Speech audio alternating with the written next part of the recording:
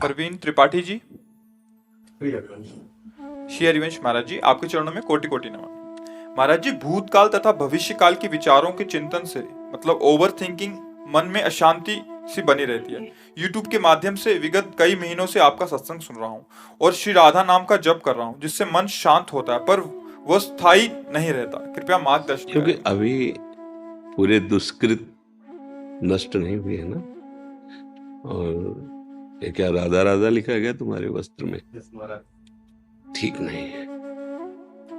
इसे अगर बाथरूम में धोगे तो अपराध बनेगा।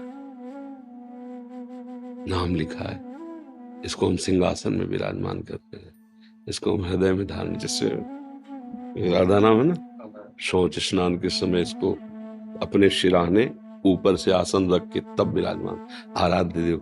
कभी आप इसे धोएंगे ना, बाथरूम में धोएंगे ना, तो जहां हम लघु शंका करते हैं, जहां हमारे स्नान का जल वहां जाएगा ना।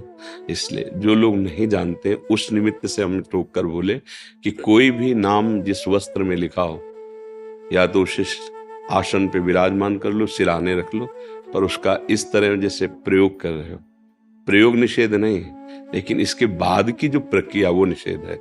आप जैसे इसे पहने हैं और मान लो वर्षा हो, ये राधा नाम का जल नीचे अंगो, जैसे लोग गाड़ियों में लिख देते हैं, नहीं नहीं, ये वही नाम है जिससे परम सिद्धावस्था प्राप्त होती है, सारे पातक नष्ट होते हैं।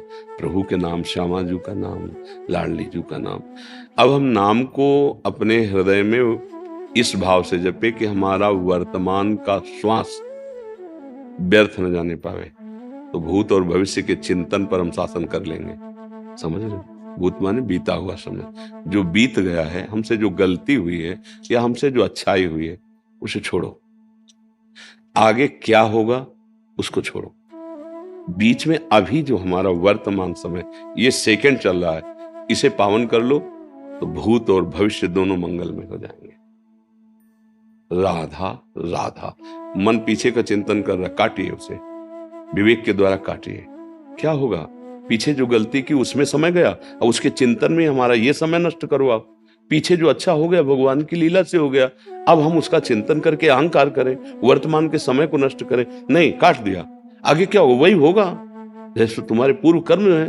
मन को डांटो, तुम्हारे पूर्व कर्म है, भगवान जो करेंगे मंगल करेंगे।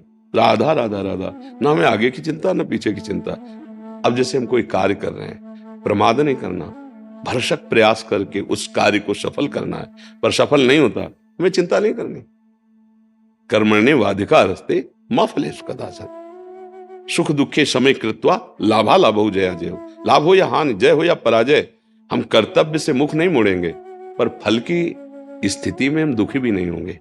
हम हार जाते हैं, हमें फल नहीं मिलता है, तो कोई ना कोई भगवान का विधान है, हम दोबारा प्रयास करते हैं। मानव जीवन है, हम ऐसे निराश नहीं होंगे, तो हम आगे की चिंता नहीं करते।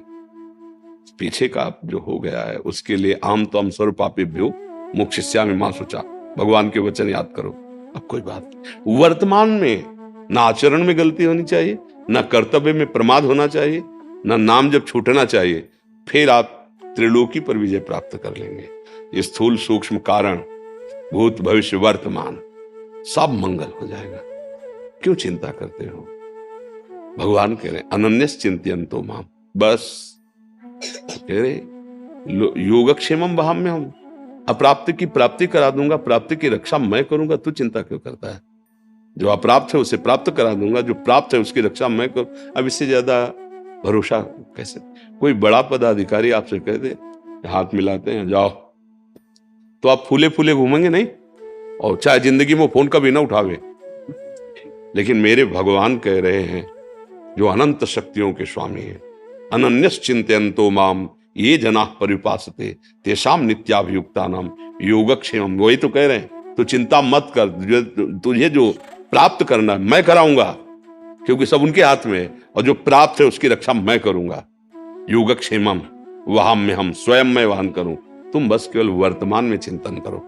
शाम तक भजन होगा कि नहीं मुझे इसकी परवाह नहीं, पर अभी वाला मिनट हम खाली नहीं जाने देंगे, तो पूरा जीवन भजन में हो जाएगा।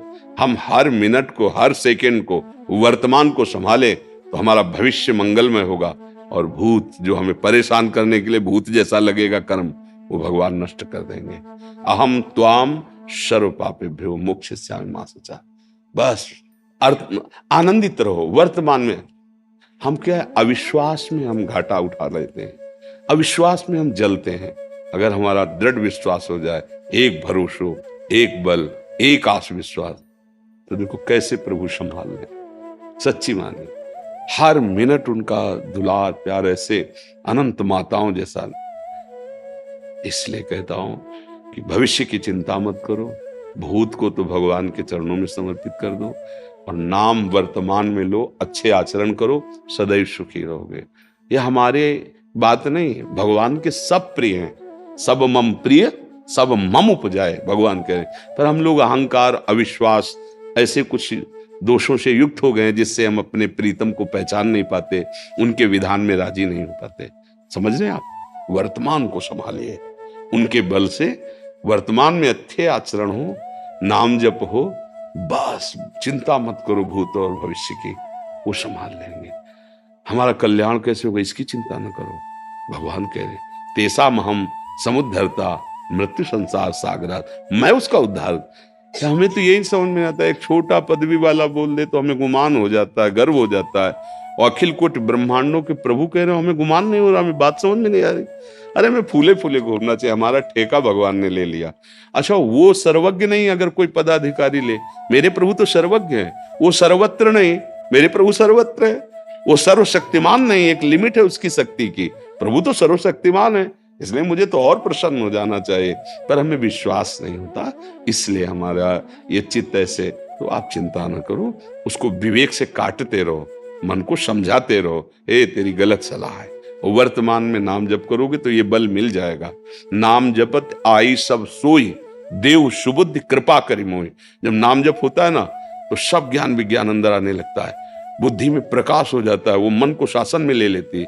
अभी क्या है, मन बुद्धि को अधीन किए हुए, मन बुद्धि को अधीन किए हुए, इंद्रियां मन को अधीन किए, सब उल्टा हो रहा है, इसीलिए हम फंसते चले जा रहे हैं। जरा नाम जप कीजिए, अब जो वास्तविक शासन हो, बुद्धि मन को अधीन कर लेगी, मन इंद्रियों को अधीन कर लेगा, इंद्रियां निर्विषय हो जाएंगी, भगवत साक्षात्कार हो जाएगा। नाम जप करो।